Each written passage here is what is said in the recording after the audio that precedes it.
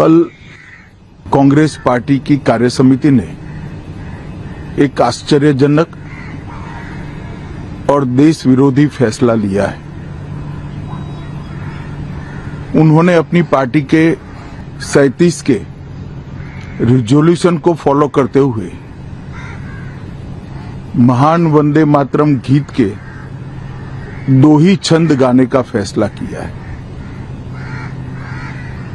मैं इस समय पर पूरे देश को याद कराना चाहता हूं कि 1937 में कांग्रेस पार्टी ने मुस्लिम अपीसमेंट के लिए वंदे मातरम के 2 टुकड़े कर देश के विभाजन की नींव डाली थी और वहीं से 2 राष्ट्र के सिद्धांत को ताकत मिली थी और अंततोगत्वा देश का विभाजन हुआ और पाकिस्तान का जन्म हुआ था। आज जब वो ऐतिहासिक गलती को वंदे मातरम के गीत के प्रागट्य के 150वें साल में नरेंद्र मोदी सरकार ने सुधार कर बंकिम बाबू की ये अमर कृति को पूरा गीत गाकर राष्ट्रीय एकात्मता को फिर से एक बार सुदृढ़ करने का प्रयास किया है और सभी सरकारी फंक्शंस में इसको पूर्ण रूपेण गाने का जो निर्णय किया है वो निर्णय को कानूनी जामा भी पहनाया है।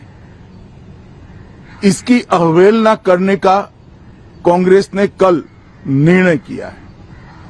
कांग्रेस का ये निर्णय केवल और केवल इनकी घोर तुष्टीकरण की नीति की पुष्टि करता है।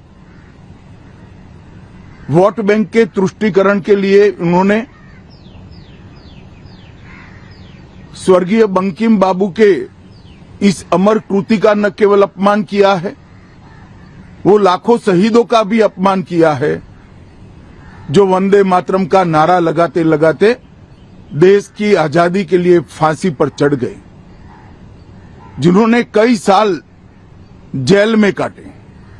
आज कांग्रेस पार्टी 1937 का अपनी पार्टी का रिजोल्यूशन मान रही है और पार्लियामेंट के एक्ट को नकार रही है। मुझे तो बड़ा आश्चर्य है, श्री राहुल गांधी की नेतृत्व में कांग्रेस पार्टी फिर एक बार इस देश में तुष्टीकरण की राजनीति को पुरजोश तरीके से आगे बढ़ा रही है। मैं देश की जनता को अपील करना चाहता हूं कि एक बार इस देश ने गलती करी थी वंदे मातरम के 2 टुकड़े होने देने की और एक गलती के गंभीर परिणाम हमने भुगते हैं। अब देश की जनता एकजुट हो और कांग्रेस पार्टी के इस फैसले के खिलाफ आवाज बुलंद करे कि अब इस देश में तुष्टीकरण की राजनीति नहीं चलेगी। ये आजाद देश है। आजादी के 80 साल के बाद 1937 में जो फैसला कांग्रेस ने किया था, जिसको नरेंद्र मोदी जी ने सुधारा है, उसके सामने का कोई विरोध इस देश की जनता नहीं सहन करेगी।